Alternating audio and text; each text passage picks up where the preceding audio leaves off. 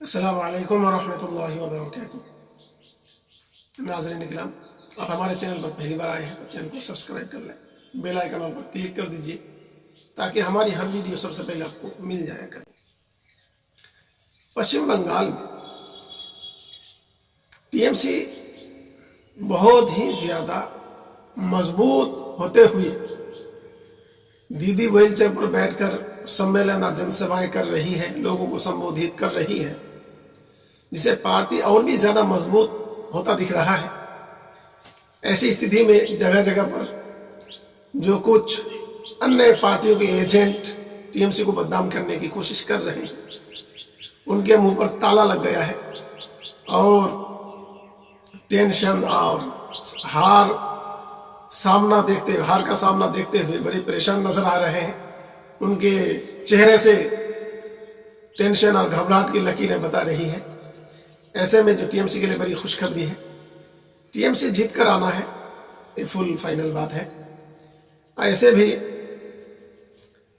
इस वक्त बंगाल का जो माहौल है, दीदी पर जब से हमला हुआ है, कुछ थोड़े लोग जो भारतीय जनता पार्टी को सपोर्ट करते थे, दीदी पर हमला होने के बाद से उसमें से लगभग 80% लोग भारतीय जनता पार्टी से मुंह मुकर चुका है और टीएमसी की तरफ अपना रुख कर लिया है।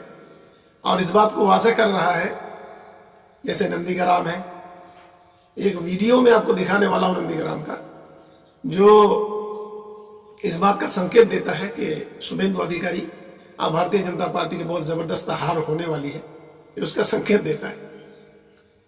और ऐसे में भारतीय जनता पार्टी जो जनसभाएं कर रही है, जैसे बड़े बड़े दिग्गज नेता हैं, उनमें से प्रधानमंत्री नरेंद्र मोदी जी है, गृह मंत्री अमित शाह जी हैं, जेपी नड्डा है, राजनाथ सिंह जी है, और भी जो उनके बड़े बड़े नेता हैं, सब बंगाल का दौरा कर रहे हैं, पार्टी को मजबूत करने में लगे हुए हैं, पार्टी को कामयाबी से हमकिनार करने की कोशिश कर रहे हैं। पर ऐसा होता दिख नहीं रहा, क्योंकि जनसभाएं जो हो रही है उसमें से हार की यह सबसे बड़ी संकेत है कि जनसभा में कुर्सियां खाली नजर आ रही है, सिर्फ और सिर्फ कुर्सियां।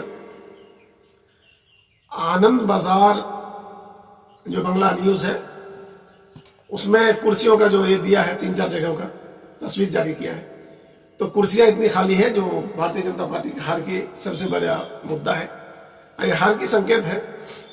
भले ही भारतीय जनता पार्टी कुछ भी कहे, कुछ भी दावा करे, पर ऐसी हवा नहीं है पश्चिम बंगाल में। पश्चिम बंगाल में तो सिर्फ और सिर्फ हवा है, वो दीदी का ही हवा है। दीदी जीत कर फिर से आएगी। ऐसी स्थिति में देखा जा सकता है कि पश्चिम बंगाल में भारतीय जनता पार्टी के कुछ विशेष कार्यकर्ता नेता माहौल को खराब करने की कोशिश करते हैं, तरह तरह की बातें उठाते हैं, जो गलत है, सांप्रदायिकता को बढ़ावा देता है, जो सरासर गलत है। इससे भारतीय जनता पार्टी के कार्यकर्ता नेताओं को और पार्टी के जो बड़े नेता हैं जो पार्टी को संभालते हैं, उन्हें चाहिए कि उनको पार्टी से निष्कासित करके भारतीय जनता पार्टी की छवि को सुधार करें। पश्चिम बंगाल में भारतीय जनता पार्टी को वोट देने के लिए एक होता है कि हमें वोट देना है, तो किस विकल्प होना चाहिए ना। हम वोट आपको देते किस मुद्दे पर दें, क्यों दें, हमें कोई भी एक ये होना चाहिए ना, बताना चाहिए ना कि ये चीज ऐसे वैसे काम हमारा किया है, समाज का भला किया है, तो उस एक मुद्दा होता है कि नहीं इन सब कामों को क्या, इसलिए हमें वोट उसी को देना ताकि आगे और ज्यादा तरक्की हो। पर पश्चिम बंगाल में भारतीय जनता पार्टी ने एक भी ऐसा काम नहीं किया है जिस मुद्दे पर वोट मांगे। तो भारतीय जनता पार्टी वोट किस मुंह से मांग रही है? और जनसभाओं में और पब्लिक ओपिनियन में, डिबेट चैनल्स में आप इस बात को देख सकते हैं, जबकि अक्सरियत ये देखा जा रहा है कि हर इंसान भारतीय जनता पार्टी को वोट देने से गुरेज कर रहा है। और जब हर आदमी वोट देने से बच रहा है भारतीय जनता पार्टी को, तो भारतीय जनता पार्टी जीत कहां से दर्ज करा रही है, ये सोचने वाली बात है। और समाज को इसके लिए जागरूक होना जरूरी है कि आप जिसे वोट नहीं देते, फिर वही जीत कर सामने आता क्या है। इसलिए पश्चिम बंगाल के हर नागरिक को इस बार सोचना होगा और सचेतन रहना होगा। कहीं भी जरा सी इलेक्शन में गड़बड़ी नजर आए, फौरन जो वहां पर ड्यूटी में लगे ऑफिसर्स हैं उनसे राब्ता किया जाए, फौरन उसके वीडियो बनाए जाए वीडियो बनाकर सबूत के तौर पर अपने पास रखे जाए और ऑफिसर्स के हवाले वीडियो को ऑफिसरों को पहुंचाया जाए, जिससे इस पर पूरी पकड़ की जा सके, ताकि और जो अन्य राज्यों में हुआ है वो पश्चिम बंगाल में ना हो। और ऐसी स्थिति में भारतीय जनता पार्टी जो बार बार अपना दावा ठोक रही है, दावा कर रही है कि 200 प्लस बंगाल में परिवर्तन, किस मुंह से कह रही है? आपको वोट देने वाले बहुत थोड़े से, और वो भी उनमें से 99% सांप्रदायिक लोग हैं, चाहे वो पढ़े लिखे हो या अनपढ़ हो या एक आम इंसान हो। तो ये अक्सर जो वोट दे रहे हैं जातिवादी अक्सर सांप्रदायिक मिजाज के लोग हैं। इससे भारतीय जनता पार्टी की छवि बनता नहीं। आज सांप्रदायिक की दबाव वोट कब तक मांगेंगे आप? आपका पोल खोल चुका है। उत्तर प्रदेश का योगी, जहां पर दिन दहाड़े कमजोर और छोटे तबके के लोगों की मां बहनों की रेप की जाती है, उसका केस मुकदमा दायर नहीं होता है, और जब आंदोलन होना शुरू होता है तो लाश को ले जाकर परिवार को भी सौंपा नहीं, उसको जला दिया जाता है। वो योगी, उत्तर प्रदेश का सीएम योगी आदित्यनाथ आकर कहते हैं बंगाल में महिलाएं सुरक्षित नहीं है, जबकि पश्चिम बंगाल में महिलाएं सबसे ज्यादा सुरक्षित हैं। ये भारतीय जनता पार्टी को सोचना चाहिए बोलने से पहले, जिससे लोग और भी नाराज हो गए हैं योगी के ऐसे ऐसे बयानों से। और तरह तरह के कानून, तरह तरह के लफाजात करते हैं लोग। आप जिन लोगों के वोट के अधिकार पर, वोटिंग कार्ड, आधार कार्ड, इसके अधिकार पर लोग वोट देते हैं, फिर आप मंत्री बनते हैं, विधायक बनते हैं, सांसद बनते हैं, गृह मंत्री बनते हैं, प्रधानमंत्री बनते हैं, मुख्यमंत्री बनते हैं। फिर आपके जीतने के बाद फिर आप उसी अधिकार को खत्म करने की कोशिश करते हैं और बात करते हैं, कानून बनाते हैं। तो फिर आपको वोट क्यों दें भाई? ऐसे लोगों को वोट ही क्यों दें जिससे हम वोट देकर बाद में खुद ही हम पिंजरे में फंस जाए? तो ऐसे इंसान को वोट देने से बचना चाहिए, और वोट देना भी नहीं। ऐसे लोगों को वोट देने से, ऐसी पार्टियों को वोट देने से पूरे पश्चिम बंगाल में हाहाकार मच सकता है, और मचेगा। जो लोग अमन और शांति चाहते हैं उन लोगों को चाहिए कि बंगाल में सिर्फ और सिर्फ टीएमसी, ममता दीदी के पार्टी को ही वोट देना है, भले ही कैंडिडेट कोई भी खड़ा हुआ हो। ऐसे में पार्टी को मजबूत बनाना, बंगाल में शांति और अमन बनाए रखने के लिए हमको सिर्फ और सिर्फ टीएमसी ही चाहिए पश्चिम बंगाल में। और ये हर इंसान की आवाज है, पूरे पश्चिम बंगाल के लोगों की आवाज है।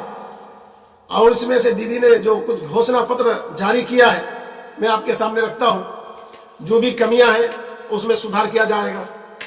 पश्चिम बंगाल में आगामी विधानसभा चुनाव के लिए तृणमूल कांग्रेस ने अपना घोषणा पत्र जारी किया है। बुधवार को कोलकाता में पार्टी के सुप्रीमो, पश्चिम बंगाल की सुप्रीमो ममता बनर्जी दीदी ने घोषणा पत्र जारी करते हुए कहा है कि नए वादे जो किए जा रहे हैं वो पूरे किए जाएंगे अगर हमारी सरकार बंगाल में वापस आती है तो।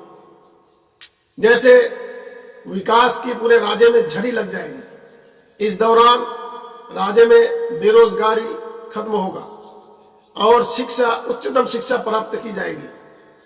उच्चतम शिक्षा लोगों को दिया जाएगा, बच्चों को। और उच्चतम शिक्षा के लिए 10 लाख रुपए का खर्च सीमा वाला क्रेडिट कार्ड दिया जाएगा। इसमें सिर्फ 4% का ब्याज आपको देना होगा। 40% तो गरीबी लगभग दूर हो गई है। ये रिपोर्ट है पश्चिम बंगाल का, उसको दीदी ने दोहराया है। उन्होंने कहा है कि दुआरे सरकार कार्यक्रम अब साल में 4 महीने तक चलेंगे। इसमें लोगों के दरवाजे पर ही मुफ्त राशन दिया जाएगा।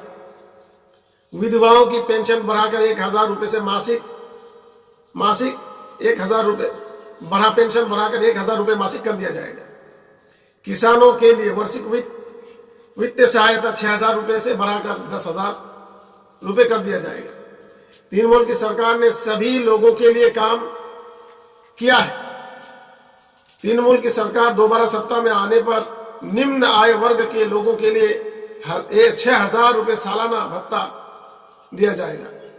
सालाना अनुसूचित जाति और अनुसूचित जनजाति गरीब लोगों के लिए 12000 रुपए पेंशन लागू किया जाएगा। ऐसे बहुत सारे घोषणा पत्र हैं।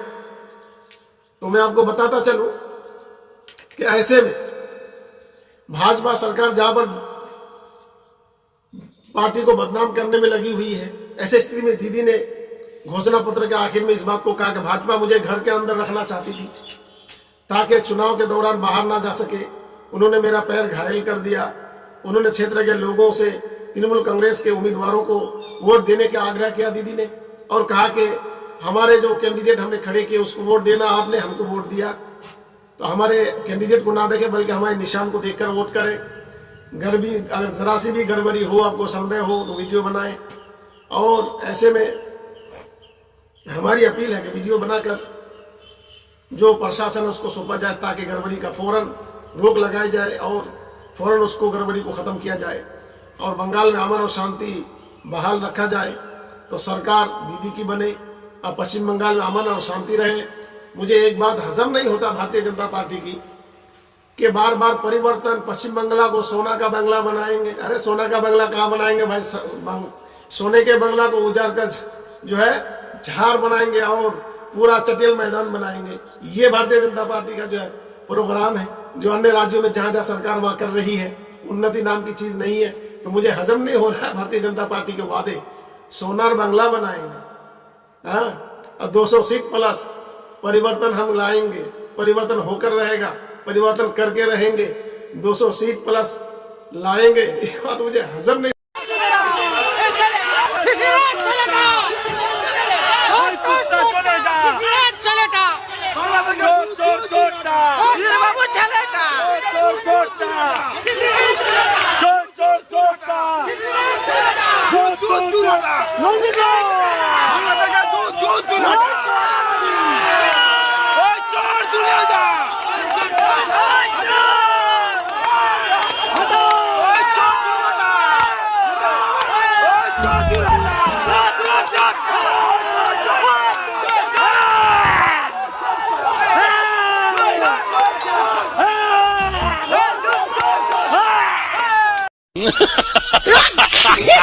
Ha ha ha ha!